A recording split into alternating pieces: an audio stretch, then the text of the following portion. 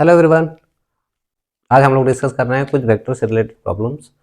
तो ये वेक्टर्स पे हम लोग पिछले वीडियो में कवर किया था, पार्ट 1 एंड पार्ट 2 और पार्ट 3। तो ये जो भी हम लोगों का थ्योरी पार्ट था उसमें तीनों पार्ट में कवर किया गया था। अब हम डिस्कस कर रहे हैं उस पर बेस्ड कुछ क्वेश्चंस जो कि इंपॉर्टेंट क्वेश्चंस होते हैं, और कुछ क्वेश्चन तो रिजल्ट की तरह हैं, उनको बिल्कुल याद रखना है। तो आइए देखते हैं कुछ क्वेश्चंस। सबसे पहले हम लोगों का दो इक्वल मैग्नीट्यूड का अगर वेक्टर्स होता है तो उसका रिजल्टेंट हम लोग कितना लिखते हैं, और ये एक क्वेश्चन नहीं है, रिजल्ट की तरह है। इसका जो भी रिजल्ट आएगा उसको याद भी रखना है, क्योंकि इसको डायरेक्टली हम लोग क्वेश्चंस में यूज कर सकते हैं। तो यहाँ पर दो अगर वेक्टर्स हम लोग के होते थे तो इनका रिजल्टेंट का मैग्नीट्यूड जो है A square plus B square plus 2ab cos theta ये लिखते थे। इस रिजल्टेंट का किसी एक वेक्टर के साथ एंगल जैसे ए के साथ लिखना है तो इस b का दो कंपोनेंट कर सकते हैं, b cos थीटा और b sin थीटा। तो b sin थीटा ऊपर divided by a plus b cos theta ये लिखते थे। अगर a और b दोनों का मैग्नीट्यूड इक्वल हुआ तो उस केस में if a equal to b mod if a equal to b magnitude wise अगर सेम है तो उस केस में r का वैल्यू कितना, तो a स्क्वायर प्लस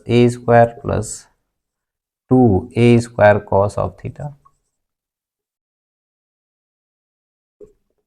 यहाँ से 2a स्क्वायर कॉमन हो गया 1 प्लस कॉस थीटा, और ये 1 प्लस कॉस थीटा जो होता है हम लोगों का कॉस थीटा कॉस 2 थीटा का तीन फार्मूला हम लोगों का बेसिकली होता है। Cos 2 theta it is cos square theta minus sine square theta. Cos square theta को लिख सकते हैं 1 माइनस साइन स्क्वायर थीटा, तो it is also 1 minus 2 sine square theta. इस साइन स्क्वायर थीटा को लिख सकते हैं 1 माइनस कॉस स्क्वायर थीटा, तो this can also be written as 2 cos square theta minus 1। अब इसको हम लोग 2 फैक्टर इंटू थीटा बाई 2 कर लें तो ये कॉस थीटा ही है, यानी कि इसका हाफ एंगल का ये डबल वैल्यू अगर लेते हैं तो उस केस में ये फार्मूला। अब इसकी जगह पर थीटा है तो 2 थीटा को अगर थीटा मानेंगे तो थीटा की जगह थीटा बाई 2, तो यहाँ से 2 cos square theta by 2 minus 1 can be written as cos theta, यानी कि 1 प्लस इसको इधर लाएंगे तो 1 प्लस कॉस 2 थीटा है। यहाँ से 1 प्लस कॉस 2 थीटा का value 2 cos square theta. 1 plus cos 2 theta का वैल्यू लिख सकते हैं हम लोग 2 कॉस स्क्वायर थीटा। तो इसको अगर लिखें 1 प्लस कॉस थीटा, अब 2 थीटा की जगह पर हम लोगों का यहाँ थीटा है तो इस थीटा की जगह पर हम लोग थीटा बाई 2 पुट कर सकते हैं। तो it can be written as 2a square into 2 cos square theta by 2, and it is simply 2 का स्क्वायर a स्क्वायर यानी 2a cos theta by 2। This is the magnitude. इस वेक्टर का angle resultant का a के साथ है तो a और b मैग्नीट्यूड बराबर था तो इसको लिख सकते हैं a sine theta divided by a plus a cos theta. a हर जगह से कैंसिल हो गया, it is sine theta divided by 1 plus cos theta. अब ये हम लोगों का 1 प्लस कॉस थीटा को अभी लिखे थे यहाँ 2 कॉस स्क्वायर थीटा बाई 2। इसको अगर देखें तो साइन 2 थीटा का फार्मूला हम लोगों का होता था 2 sine theta into cos theta. तो अब 2 थीटा की जगह पर थीटा रखेंगे तो इस थीटा की जगह पर थीटा बाई 2 रखना पड़ेगा, क्योंकि हम लोग कॉस साइन थीटा को लिख सकते हैं sine theta that is 2 times theta by 2। तो थीटा बाई 2 का डबल एंगल है तो इसके टर्म में लिखेंगे थीटा बाई 2 के टर्म में, तो 2 sign theta by 2 into cos theta by 2। इसको लिखें तो 2 sign theta by 2 into cos theta by 2, और ये था 2 cos square theta by 2।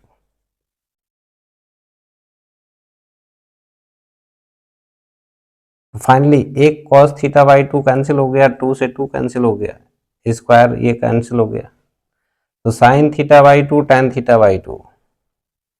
Finally यहाँ पर टेन अल्फा का वैल्यू कितना, tan theta by 2। This imply that alpha equal to theta by 2, यानी जितना एंगल दोनों वेक्टर के बीच का था उसका हाफ एंगल। दैट मीन्स कि इक्वल मैग्नीट्यूड का अगर वेक्टर है तो ये रिजल्टेंट जो होता है हमेशा इन दोनों के बीच के एंगल को बाइसेक्ट करता है, यानी बाइसेक्टर के अलोंग हमेशा होगा। तो this vector is always along the angle bisector of angle between these two vectors. अब इसी को रिजल्ट को थोड़ा सा यहां पर एक्सटेंड करते हैं। For theta equal to 30 degree 60 degree अगर करते हैं, यानी कि दो अगर इक्वल मैग्नीट्यूड का वेक्टर 60 डिग्री पर होगा तो उस केस में आर का value 2a sine 60/2 is sorry cos which is cos 30 और cos 30 √3/2, 2 कैंसिल हो गया विच इज √3a। यानी कि दो इक्वल मैग्नीट्यूड का वेक्टर अगर 60 डिग्री पर है तो उसका रिजल्टेंट √3a और रिजल्टेंट का डायरेक्शन हमेशा एंगल बाइसेक्टर, यानी जो 60 डिग्री एंगल था उसके उसको बाइसेक्ट करता हुआ रिजल्टेंट होगा। For theta equal to 90 degree R का value 2a sine 45 and this sin 45 is 1/√2, 2a into 1/√2, एक √2 कैंसिल हो गया and this is simply √2a। तो ये था हम लोगों का ये ग्राफिकल रिप्रेजेंटेशन जो अभी हम लोगों का दो रिजल्ट लिखे थे 60 डिग्री और 90 डिग्री के लिए, उसका ग्राफिकल रिप्रेजेंटेशन हम लोगों का ये है। तो ये √3a, ये है √2a। और थीटा इक्वल टू 120 डिग्री, ये कुछ पार्टिकुलर रिजल्ट्स, ये पार्टिकुलर रिजल्ट्स हम लोगों के हैं जो कि डायरेक्ट याद रखेंगे इसको। तो उस केस में हम लोगों का एक वेक्टर इधर है, एक वेक्टर इधर है, ये है 120 डिग्री, इसका मैग्नीट्यूड a था, इसका भी मैग्नीट्यूड a है। तो उस केस में इन दोनों का रिजल्टेंट अगर हम लोग देखेंगे तो पैरेललोग्राम अगर बनाते हैं तो ये हम लोगों का रिजल्टेंट हो गया r। इस r का वैल्यू कितना आ रहा है, तो r का value this one 2a cos 60 degree और cos 60 1/2 which is a। And इस केस में रिजल्टेंट का भी मैग्नीट्यूड कितना है, इन्हीं वेक्टर मैग्नीट्यूड के बराबर है। यानी कि दो इक्वल मैग्नीट्यूड का वेक्टर 120 पर है तो उसका रिजल्टेंट सेम मैग्नीट्यूड का आ जाता है। ये नेक्स्ट एग्जांपल हम लोग का एक दो वेक्टर्स a और b, इसमें बताना है कि इन दोनों वेक्टर का रिजल्टेंट कितना है। तो सबसे पहले इन दोनों वेक्टर का रिजल्टेंट के लिए इन दोनों के बीच का एंगल चाहिए, angle between these two vectors is. तो अब एंगल निकालने के लिए हम लोग या तो हेड टू हेड या टेल टू टेल ज्वाइन करते थे, ये हम लोगों का direct head to tail join नहीं, ये हेड टू टेल ज्वाइन है। तो या तो इसको हेड टू हेड ज्वाइन करें या टेल टू टेल। तो इसी वेक्टर को अगर थोड़ा सा आगे शिफ्ट कर दें यहाँ पर तो ये हम लोगों का वेक्टर ए हो जाएगा और इसके बाद इनके बीच का एंगल हम लोगों का ये है। तो अगर ये 60 है तो ये हम लोगों का 120 डिग्री हो गया, यानी कि इस केस में इन दोनों के बीच का एंगल हम लोगों का एक्चुअली 120 डिग्री। तो ये हम लोगों का 120 और रिजल्टेंट, इन दोनों का रिजल्टेंट अगर देखते हैं तो ये वेक्टर हम लोगों का है, दिस इज वेक्टर आर। और इस केस में हम लोगों का आर का value √a² plus b² plus 2ab cos 120 degree and this cos 120 is -1/2, so it is a² plus b² minus 2ab plus -1/2 or it is a² plus b² minus ab. This is the magnitude of, इन दोनों के resultant का magnitude हम लोग का ये है। किसी एक वेक्टर के साथ एंगल इस रिजल्टेंट वेक्टर का अगर देखें, फॉर एग्जांपल b के साथ अगर कितना एंगल बना रहा है अल्फा, तो इस tan अल्फा का वैल्यू हम लोग लिख सकते हैं कितना, tan अल्फा इक्वल टू, अब b के साथ निकालना है तो a का component which is a sin 120 divided by b plus a cos 120। अब a sin 120, sin 120 को 90 प्लस 30 लिख सकते हैं, b plus a cos 90 plus 30 वैसे 1/2, cos 120 माइनस 1/2 हम लोग लिखते हैं। अब साइन हम लोगों का 90 प्लस 30 की एक्चुअली cos 30 हो जाएगा विच इज a cos 30 और b plus a cos 90 plus 30 is minus sine 30. This one is √3/2. तो √3a/2 divided by b sine 30 is a1/2, तो माइनस a/2. 2 यहाँ मल्टीप्लाई कर दें, 2 कैंसिल हो गया. √3a/b minus 2b minus a. This is tan alpha. तो alpha का value हम लोगों का tan inverse √3a/2b minus. This is the angle. ये नेक्स्ट एग्जांपल हम लोगों का एक, if a and b are two vectors और कंडीशन दिया है कि a प्लस बी यानी दो वेक्टर का रिजल्टेंट जो है a प्लस बी, उसका मैग्नीट्यूड और a माइनस बी इन दोनों का मैग्नीट्यूड एक्चुअली अगर इक्वल है तो इन दोनों वेक्टर के बीच का एंगल कितना है ये हमको बताना है.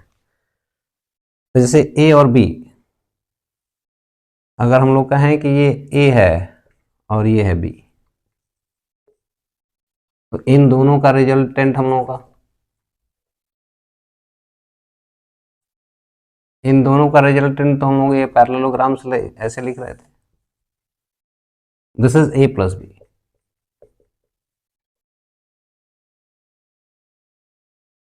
और a माइनस बी अगर देखें तो ये वेक्टर a है, तो इसके अपोजिट में हम लोगों का ये हो गया minus B.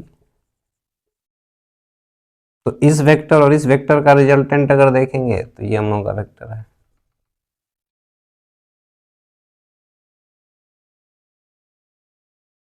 This one is a plus minus B और a माइनस बी.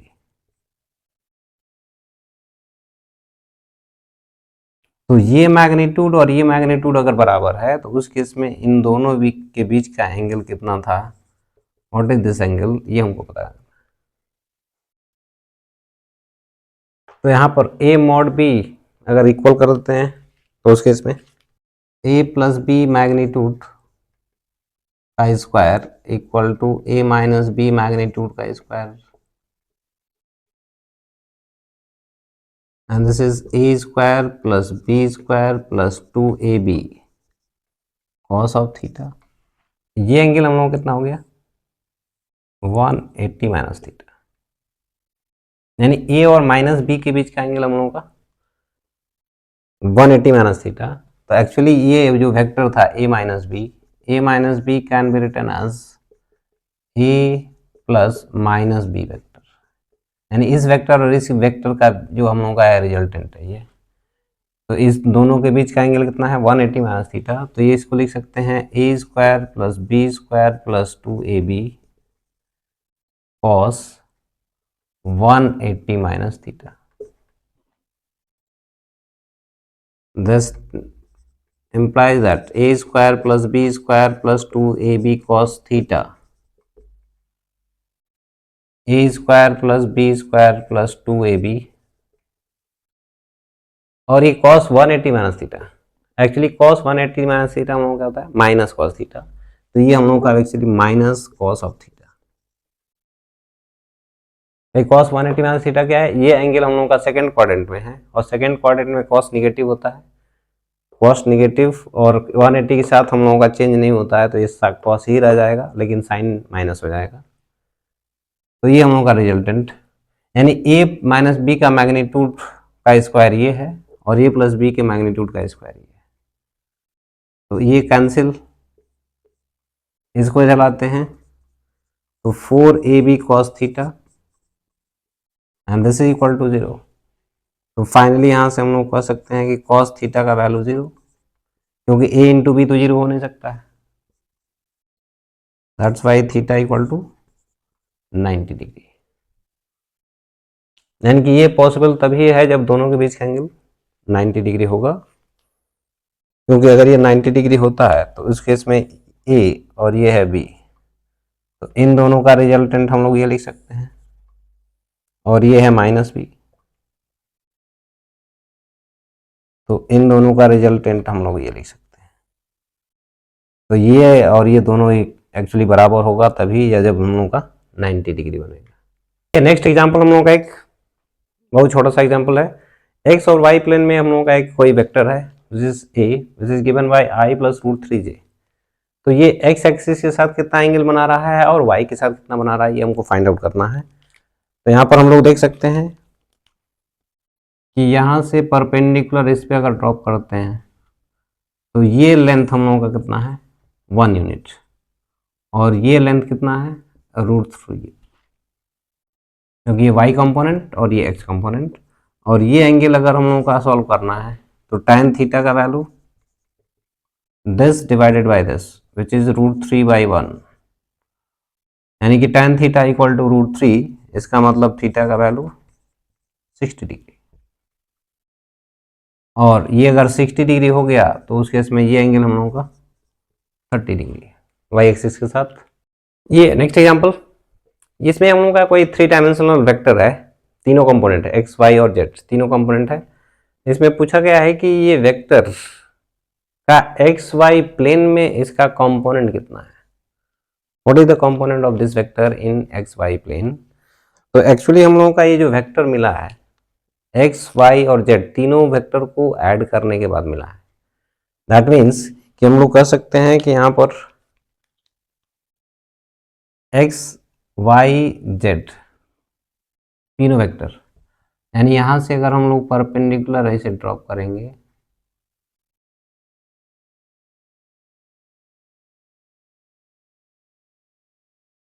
ये वाई एक्सिस,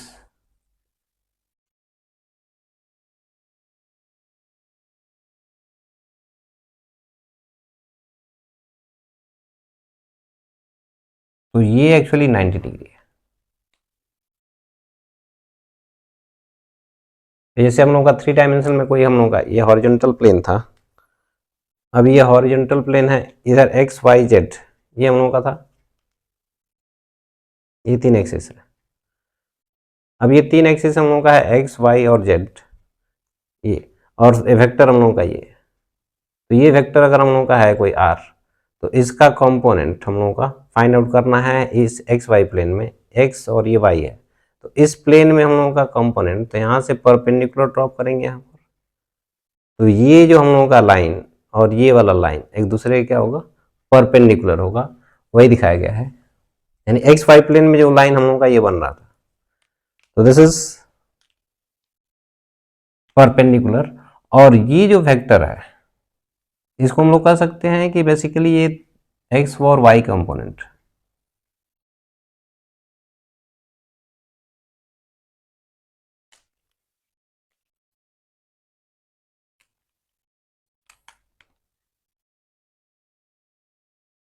ये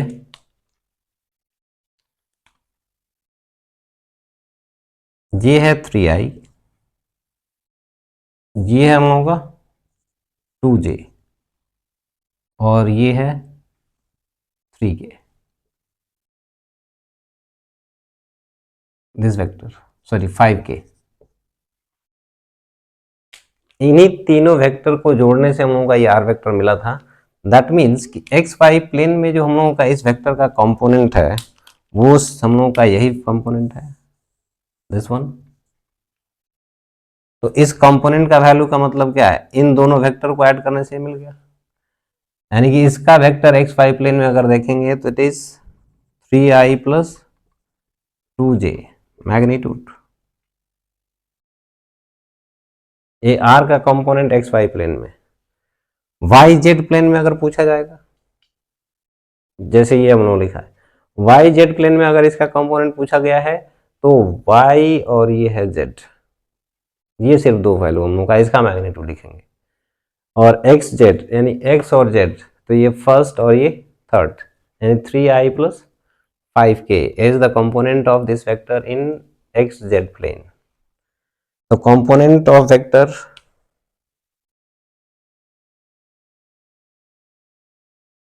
of r in xy plane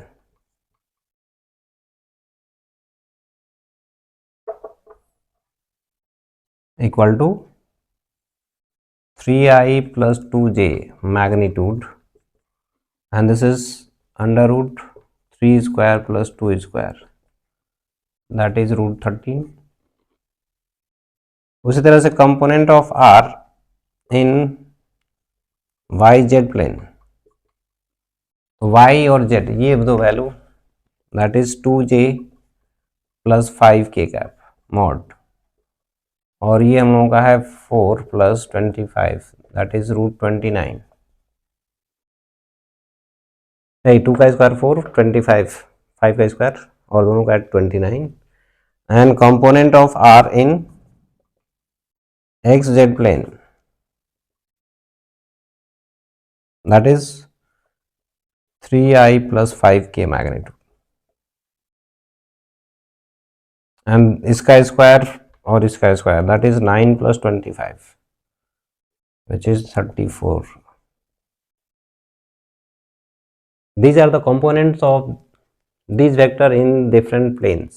ये नेक्स्ट क्वेश्चन एक इसमें कहा गया what is the magnitude of change in vector A, magnitude of change, ये statement बिल्कुल क्लियर है, what is the magnitude of change in vector A, vector A के change में जो भी मतलब वेक्टर ए में जो भी चेंज आया उसका magnitude when vector A is rotated bye angle theta.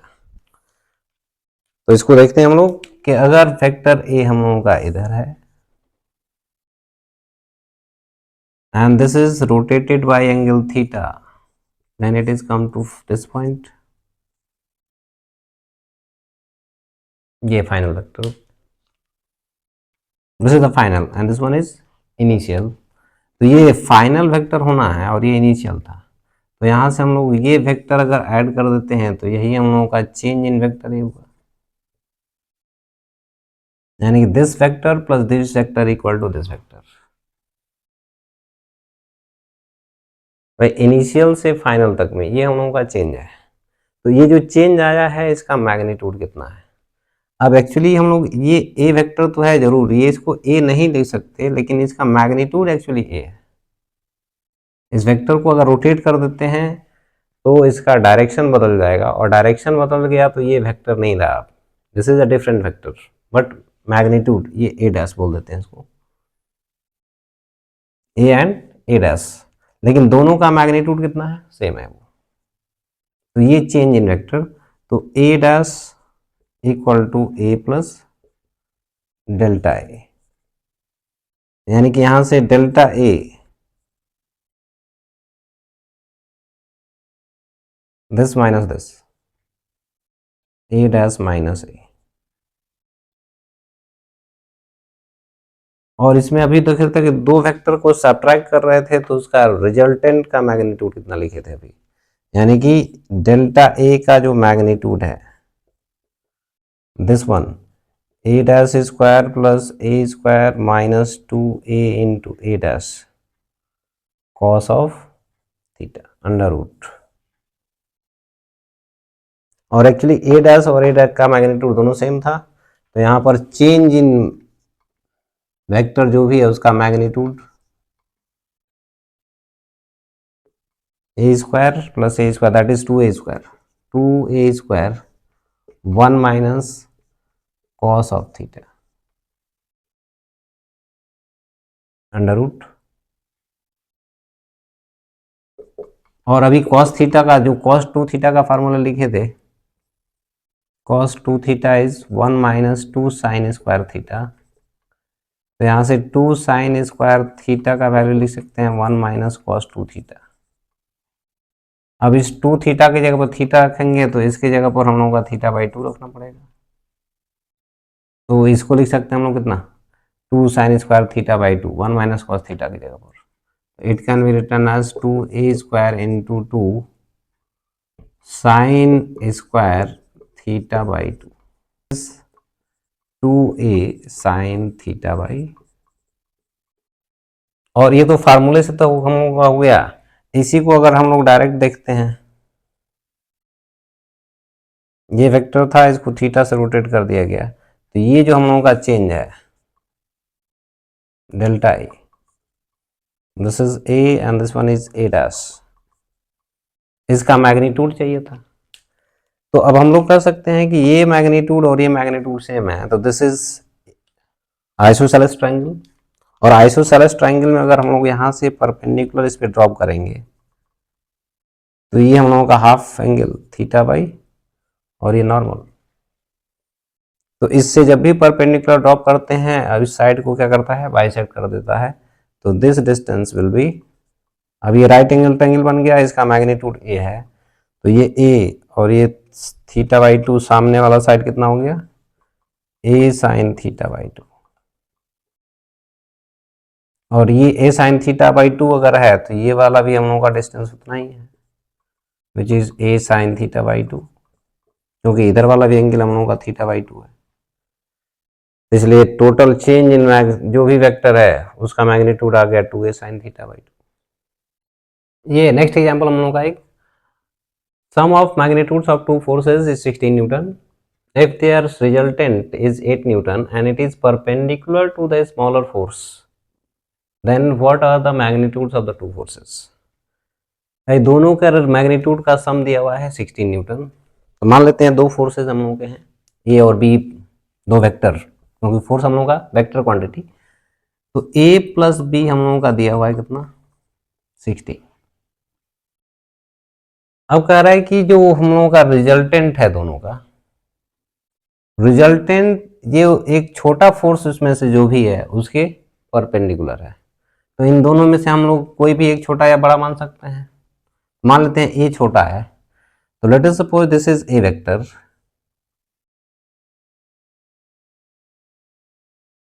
और इसमें बी वेक्टर हम ऐड करेंगे अगर, this is the smaller force. अब इसमें v वेक्टर जब हम ऐड करेंगे तो जो दोनों का रिजल्टेंट आएगा वो a के परपेंडिकुलर होना चाहिए। तो अगर इस पहला वेक्टर हम लोग ले रहे हैं तो रिजल्टेंट वेक्टर भी तो पहला वेक्टर का टेल से और फाइनल वेक्टर के हेड से ज्वाइन रहता है। तो मान लेते हैं कि ये हम लोगों का रिजल्टेंट वेक्टर हो गया, this is the resultant vector, यानी कि सेकेंड वेक्टर का हेड यहाँ पर होना चाहिए, फर्स्ट वेक्टर का टेल ये था, फाइनल वेक्टर हम लोगों का दूसरा वेक्टर है, उसका हेड यहाँ पहुंचना चाहिए। That means this should be vector B और ये 90 डिग्री है और ये है रिजल्टेंट आर, और इसी का मैग्नीट्यूड दिया हुआ है कितना, 8। दैट मीन्स कि ये राइट एंगल ट्रायंगल बन गया, ये हम लोगों का ए और ये है बी और ये इसका ए, यानी कि इसका मैग्नीट्यूड पाइथागोरस थ्योरम इसमें लगा सकते हैं हम लोग। तो यहाँ से मिल सकता है हम लोगों का B square minus A square equal to 8 square, क्योंकि this square plus this square equal to this square. तो यहाँ से हम लोग ले सकते हैं b minus A into B plus A, this is equal to 8 square which is 64। A plus B 16 यहाँ दिया हुआ है, यानी कि b माइनस ए का वैल्यू कितना आ गया, 16 से उधर डिवाइड कर देंगे, दैट इज 4। ये सेकेंड इक्वेशन हो गया, ये फर्स्ट हो गया। इन दोनों से सॉल्व कर सकते हैं हम लोग, ए और बी कितना कितना है, इन दोनों को जब ऐड करेंगे तो ए कैंसिल हो गया, 2b का वैल्यू कितना हो गया 20। तो यहाँ से कर सकते हैं हम लोग का b का value 10 Newton and a 6 Newton. ये नेक्स्ट एग्जांपल हम लोग का एक, इसमें बोला कि दो वेक्टर्स p और q, ये दो वेक्टर्स हैं, इनका रिजल्टेंट हम लोगों का ये है p प्लस q। कहा गया है कि अगर p का डायरेक्शन रिवर्स कर दिया जाता है तो नया जो रिजल्टेंट है वो भी हम लोगों का 90 डिग्री रोटेट कर जाता है। दैट मीन्स कि P और Q का जो हम लोगों का रिजल्टेंट है, अब इसका डायरेक्शन रिवर्स कर देंगे तो Q और माइनस P का रिजल्टेंट आएगा। तो Q और माइनस P का जो रिजल्टेंट है इनिशियल वाले रिजल्टेंट के परपेंडिकुलर है। दैट मीन्स कि माइनस P ये इस डायरेक्शन में, तो इस वेक्टर और इस वेक्टर का रिजल्टेंट अगर देखेंगे तो ये हम लोगों का कुछ इस तरह का, this is Q minus P, ये है, और ये दोनों आपस में क्या है 90 डिग्री। तो उस केस में बताना है कि दोनों के मैग्नीट्यूड का रेशियो कितना है। तो उस मैग्नीट्यूड का रेशियो तो हम लोग सीधे सीधे अगर देख रहे हैं कि दो वेक्टर अगर परपेंडिकुलर हैं तो इनका डॉट प्रोडक्ट क्या होना चाहिए 0। तो P plus Q dot q minus p and this would be 0। नहीं, दो पर वेक्टर परपेंडिकुलर है, उनका डॉट प्रोडक्ट हमेशा 0 होता है। तो यहाँ से इसका डॉट इसमें, तो p डॉट q, इसका इसमें माइनस p डॉट p, इसका इसमें प्लस q डॉट q, इसका इसमें minus q dot p, this is equal to 0। p dot q equal to q dot p, ये कम्यूटेटिव होता है डॉट प्रोडक्ट हम लोगों का, तो ये दोनों बराबर हो गया इसलिए कैंसिल हो गया। ये सेल्फ डॉट प्रोडक्ट है तो मतलब माइनस पी स्क्वायर, और ये भी सेल्फ डॉट प्रोडक्ट है plus Q square, this is equal to 0, यानी कि P square equal to Q square, that means कि p equal to Q and ratio is 1। ये हम लोग का रेशियो 1 आ जाएगा। ये नेक्स्ट एक कॉन्सेप्ट छोटा सा हम लोग का है कि इक्वल मैग्नीट्यूड के वेक्टर्स अगर हम लोग इस तरह से अरेंज किए जाते हैं तो उनका रिजल्टेंट हमेशा 0 मिलेगा। जैसे दो वेक्टर है, हेड टू टेल, हमेशा वेक्टर का जो ज्वाइनिंग है वो एक दूसरे का हेड टेल आपस में ज्वाइन होना चाहिए। तो इस तरह से अरेंज करेंगे तो हम लोगों का नेट रिजल्टेंट 0 मिलेगा। दो वेक्टर हैं तो इधर हेड फिर वापस इधर टेल, इसका हेड टू टेल, इसका भी हेड टू टेल ज्वाइनिंग है। तीन वेक्टर इक्वल मैग्नीट्यूड के हैं तो इक्विलेटरल ट्राइंगल के लॉन्ग इसको ज्वाइन कराएंगे, हेड टू टेल, तो रिजल्टेंट 0 हो जाएगा। चार हैं, हेड टू टेल ज्वाइनिंग अगर है तो रिजल्टेंट 0। पाँच हैं तब भी 0।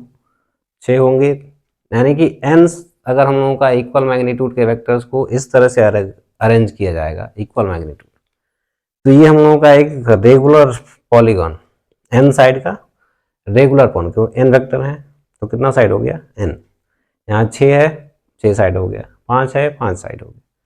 तो n साइड हम लोगों का अगर रेगुलर पॉलीगॉन बनता है तो इक्वल मैग्नीट्यूड के वेक्टर्स हम लोगों के अरेंज होकर के नेट रिजल्टेंट 0।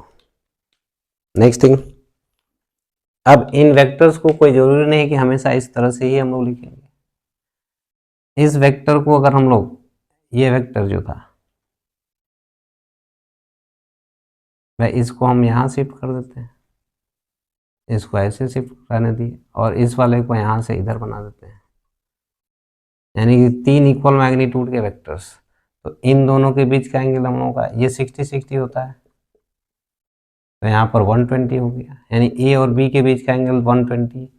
ये इधर था ये इधर था, इन दोनों के बीच का भी एंगल 120 है, तो इसमें हर एक दो के बीच का एंगल 120 है।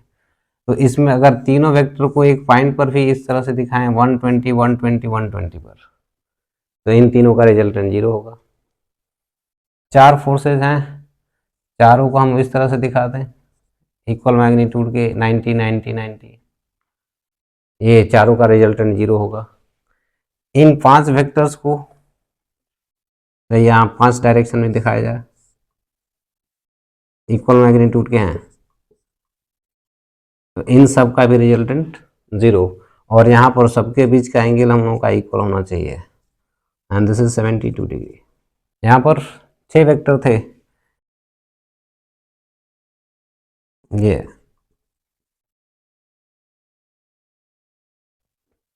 नेक्स्ट एग्जांपल हम लोग का एक कि if A dot B equal to mod of A cross B, क्योंकि हम लोग का ये इधर एक स्केलर होगा और लेकिन यहाँ पर ए क्रॉस बी वेक्टर होता है इसलिए उसका मैग्नीट्यूड लिया गया है। तो अगर ये हम लोग का इक्वल है तो पूछा है कि ए प्लस बी का मैग्नीट्यूड कितना होगा। तो हम लोग का ए प्लस बी, पहले जो कंडीशन दिया गया उससे क्या मिलेगा, A B cos theta equal to A B sine theta. This implies that cos theta equal to sin theta, और sin थीटा cos थीटा बराबर कब होता है, थीटा इक्वल टू 45 डिग्री के लिए। अब थीटा 45 मिल गया तो ये हम लोग लिख सकते हैं a प्लस बी मॉड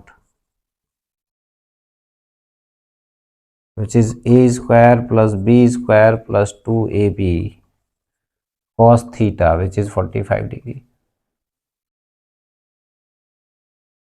और cos 45 डिग्री हम लोगों का 1/√2, 1/√2, तो एक 2/√2 का मतलब √2 हो जाएगा, A square plus B square plus √2ab।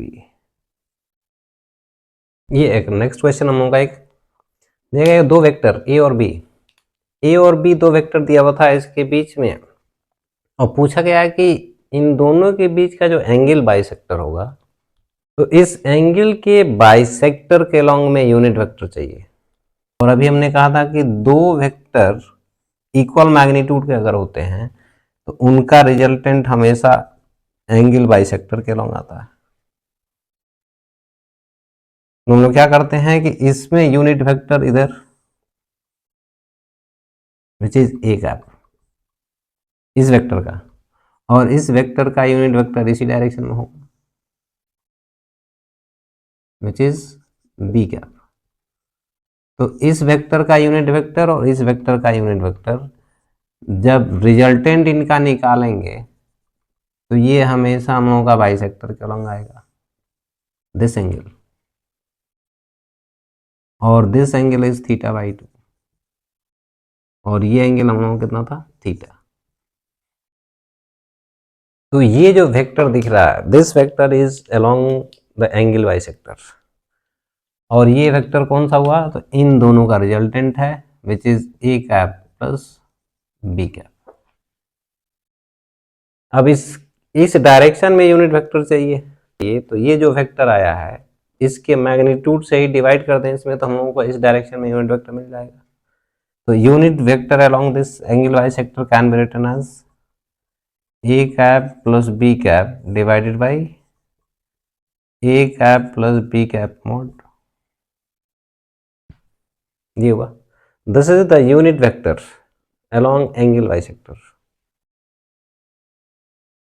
ये नेक्स्ट क्वेश्चन हम लोगों का, यहाँ पर हम लोगों का तीन वेक्टर दिया हो गया, r1 r2 r3। Position vector, इस पॉइंट का पोजीशन वेक्टर r1, इसका r2 और इसका r3, और ये हम लोगों का एक स्ट्रेट लाइन है। बोला गया है कि PS और ये PQ का जो रेशियो है that is x। r1 r2 और r3 के बीच में रिलेशन फाइंड आउट करना है। तो इसमें हम लोग क्या कर सकते हैं, तो ये वेक्टर है, इसको एक वेक्टर मान लें, ये PQ एक वेक्टर है, तो r1 plus PQ equal to r3, r1 plus PQ equal to r3 बोल सकते हैं। r1 plus PS equal to r2, r1 plus PS equal to r2। यहाँ पर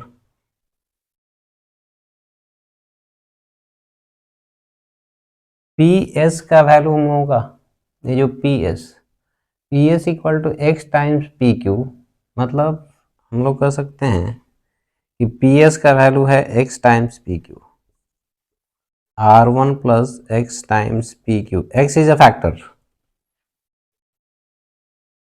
r2। यहाँ से PQ का वैल्यू कैलकुलेट करें, यहाँ पुट कर देते हैं, तो बेसिकली ये हम लोगों का एक इक्वेशन बन गया और एक इक्वेशन ये बन गया। यहाँ से PQ कैलकुलेट करते हैं और यहाँ पुट कर देते हैं, x टाइम्स PQ का वैल्यू यहाँ से कितना है, r3 minus r1, r3 minus r1, और इसको उधर लेके जाते हैं तो it is r2 minus r1। जैसे r1 एक साथ कर सकते हैं हम लोग, तो फाइनली x r3 r1,